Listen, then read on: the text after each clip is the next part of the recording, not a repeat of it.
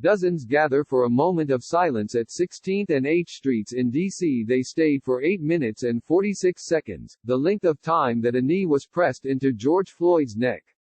Katie Williams, right, poses for a photo with her son Benjamin, 18 months, and husband Kyle near the White House, Saturday, June 6, 2020, in D.C., as people gather before scheduled protests over the death of George Floyd, who died after being restrained by Minneapolis police officers.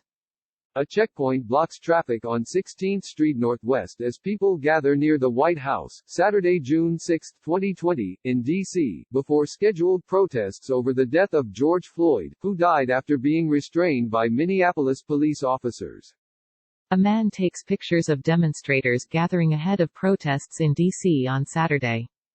The scene outside of Lafayette Park at Black Lives Matter Plaza in D.C. ahead of planned protests on Saturday.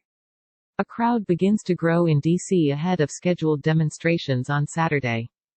Demonstrators start to gather in D.C. ahead of planned protests on Saturday. The scene outside of Lafayette Square Park at Black Lives Matter Plaza in D.C. ahead of planned protests on Saturday. Water is seen waiting for demonstrators outside of Lafayette Park at Black Lives Matter Plaza in D.C. Members of the National Guard are seen walking through Lafayette Park ahead of planned protests on Saturday.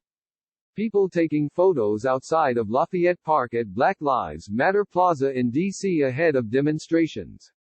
Bottled water and snacks are seen available in front of St. John's Church in D.C. for demonstrators.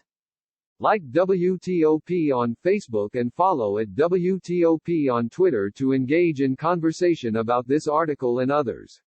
Get breaking news and daily headlines delivered to your email inbox by signing up here.